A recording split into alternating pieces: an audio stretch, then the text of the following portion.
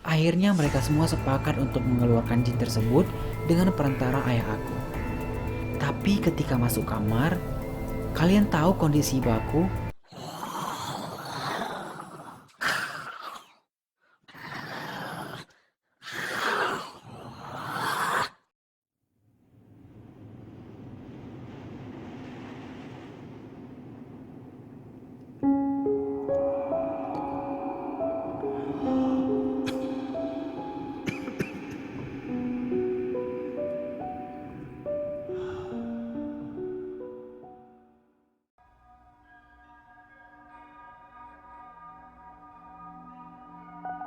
Kalian tahu kondisi ibu aku?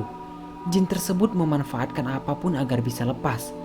Giginya yang tajam sudah hampir memutus tali sepatu yang telah diikatkan di tangannya. Ketika ayah ingin mengambil ibu di bawah kasur, tiba-tiba suara berubah menjadi ibu aku. "Mas, tolong lepasin ikatannya. Anakmu sudah aman kok." Kasihan aku, Mas. Dengan nada yang cukup lirih beralih ke nada yang sangat tinggi. Seketika, suaranya beralih ke makhluk jahanam tadi. Akhirnya datang juga kau. Sini cepat lepasin. Aku mau mengambil anak ini. Ibu diseret ke tengah kamar sama ayah aku. Ketika tali dilepasin, ibu loncat ke tembok dekat jendela, ingin membuka jendela untuk keluar. Tapi pade aku langsung lebih sigap memegang kaki ibu dan ditahan. Akhirnya, Pak D dan Bude memegang tangan kiri ibu, dan Pak RT dan satu orang tetangga memegang tangan kanannya. Dialog menyeramkan itu pun dimulai. Mau mengeluarkan aku? Tidak bisa. Aku suka anak ini. "Tolong, ini anak aku. Kasihan istri aku." Ayahku memohon. Kasihan? Siapa suruh mancing-mancing aku dan teman-teman aku? Udah tahu aku suka sama anak kecil. Lagian dia tidak bisa menjaga anakmu. Hanya aku yang bisa. Kamu juga tidak bisa menjaga keluargamu. Ngapain repot-repot punya anak? Ayahku terus membaca surah Al-Quran, tapi itu kemudian tidak mempan. Hanya sekilas kepanasan, tapi kemudian ia semakin ganas. Semua orang di situ terus memegang ibu dan hasilnya nihil. Mereka semua terkena tamparan dan cakaran. Bude aku matanya sampai terkena cakaran. Kondisi ibu sangat lemah. Itu juga yang membuat makhluk tersebut diam untuk mengumpulkan tenaga. Akhirnya ibu diikat kembali dengan sabuk ayah dan diikat ke belakang badannya. Bude selalu memeriksa kondisi perut ibu apakah janinnya baik-baik saja. Ya, itu aku yang di dalamnya. Pukul 3 dini hari, Pak RT akhirnya keluar memanggil Bu Nyai karena Bu Nyai pernah menangani kasus tersebut. Bu Nyai masuk ke kamar tersebut sambil membawa daun bidara sebanyak 7 lembar. "Jaga iman kalian semua, nak. Nanti banyak yang datang. Soalnya mereka semua menunggu di depan jendela itu," peringat Bu Nyai. Bu Nyai melemparkan daun bidara itu ke ibu aku. Ibu bangun, memutar lehernya dan tersenyum lebar ke arahnya. Semua masih melantunkan ayat kursi. Ayah aku masih saja tidak percaya kejadian ini di depan matanya sendiri menimpa istrinya. La ilaha illallah. Akhirnya teman-teman yang dibicarakan makhluk itu hadir. "Mau apa kamu dengan anak ini? Ini makhluk Allah yang sudah ditakdirkan menjadi anak dari mereka. Ngapain kamu mau mengambil anak ini? Keluar cepat.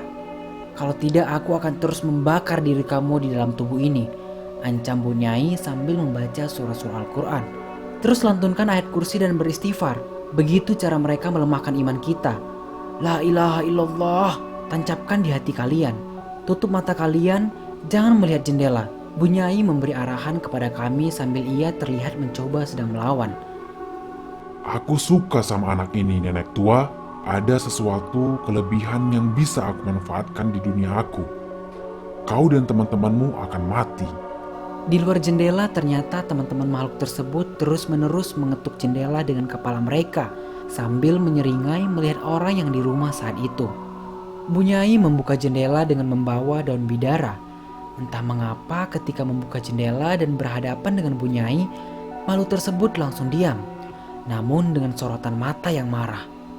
Dilemparkanlah daun bidara itu ke masing-masing makhluk tersebut. Mereka hilang.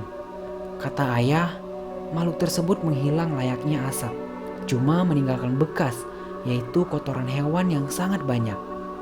Akhirnya Bunyai berusaha lagi dengan makhluk yang di dalam tubuh ibuku. Tapi nenek tua, hai kalian semua, ingat kata-kata aku hari ini. Aku tidak akan melepaskan begitu saja anak ini. Aku akan menjaga anak ini nantinya dalam wujud yang berbeda. Aku akan datang lagi. Aku akan melihat anak aku tumbuh besar. Setelah itu azan subuh berkumandang. Ibu langsung dibawa ke rumah sakit demi keamanan ibu dan aku yang ada di dalam kandungan saat itu. Pak De aku memanggil tetangga untuk disuruh memotong pohon mangga dan bambu secara habis. Itu pun sudah dibacakan doa agar ketika memotong pohon nanti tidak ada gangguan. Ayah membakar baju ibu yang dipakai sore itu. Sedikit cerita, ibu aku hamil 10 bulan lamanya. Dan ketika aku sudah lahir, di umur 10 bulan aku sudah bisa berjalan. Di umur ke-12 bulan aku sudah lepas dari ASI dan bisa berbicara sedikit lebih lancar dari anak lainnya. Sementara itu, Bunyai sudah meninggal 5 tahun yang lalu. Aku selalu mendoakannya dan berterima kasih atas jasa beliau. Semoga beliau ditempatkan di tempat sebaik-baiknya.